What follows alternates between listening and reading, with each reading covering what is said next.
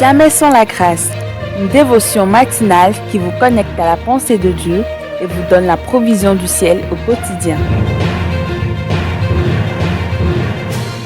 Bonjour chers amis, chers internautes, chers téléspectateurs, nouvelle journée, nouvelle provision.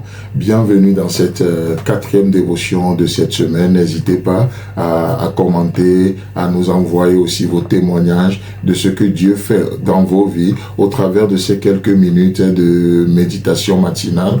Faites un tour aussi sur notre chaîne YouTube.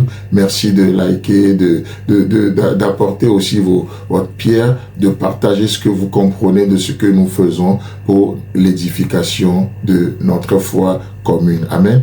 Alors ce matin, nous continuons notre voyage, Père. Nous te recommandons, nous te donnons, nous t'offrons cette journée. Alors que c'est toi qui nous l'as donné, nous savons que la meilleure façon pour nous de vivre, de profiter de ce que tu nous donnes, c'est de te l'offrir en retour. C'est pour ça que nous te consacrons cette journée.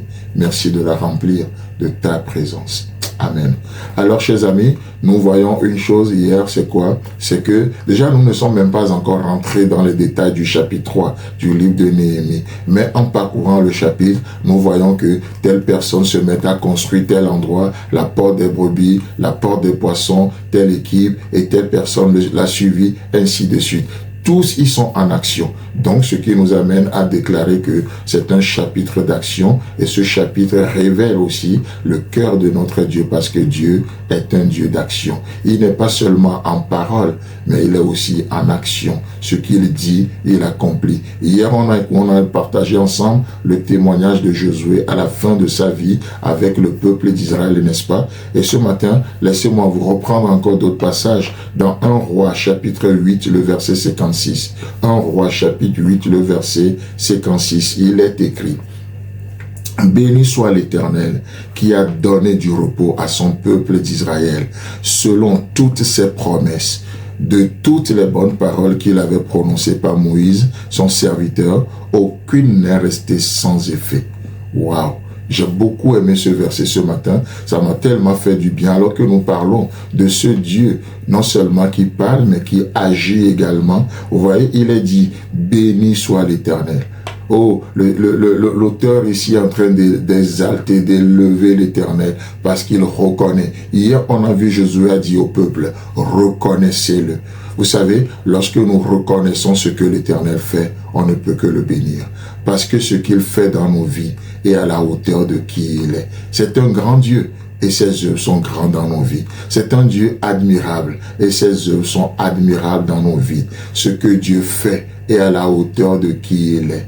Mais souvent nous avons de la peine à le bénir parce que nous ne reconnaissons pas ce qu'il fait. Nous ne voyons pas, nous ne connaissons pas. Et pour reconnaître, il faut connaître, n'est-ce pas? Et parce que nous ne connaissons pas ce qu'il fait, nous avons de la peine à le reconnaître. Mais une fois qu'on le reconnaît, comme on le reconnaît ce matin, on ne peut que le bénir. On ne peut que dire du bien de lui. Parce que béni soit l'Éternel, ça veut dire simplement dire du bien de l'Éternel.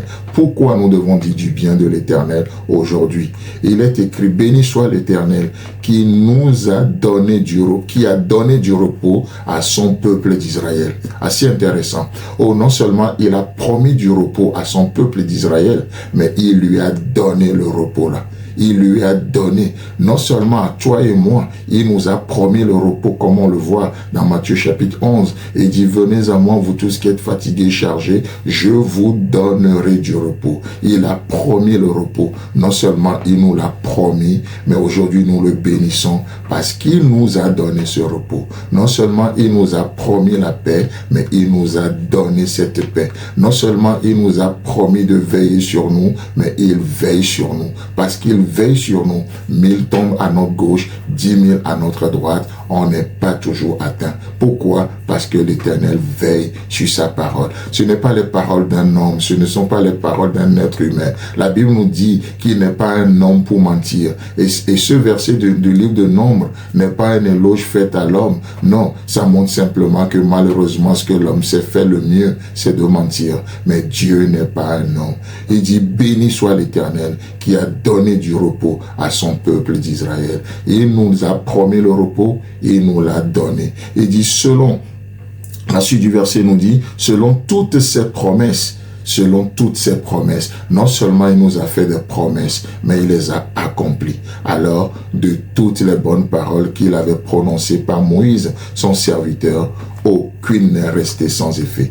Je déclare qu'il en soit ainsi aussi dans ta vie. Aucune de ces bonnes paroles, rien ne sera resté sans effet. Tu vas les expérimenter une à une pour la gloire de notre Seigneur Jésus-Christ. Chers amis, chers internautes, que Dieu vous bénisse et Dieu voulant, on se retrouve demain. Si vous avez aimé cette émission, parlez-en à vos amis. Parlez-leur du message de la grâce et de ce qu'il fait dans vos vies. Pour un sujet de prière, une question ou pour devenir partenaire, contactez-nous au 00229 94 75 80 20. Que Dieu vous bénisse.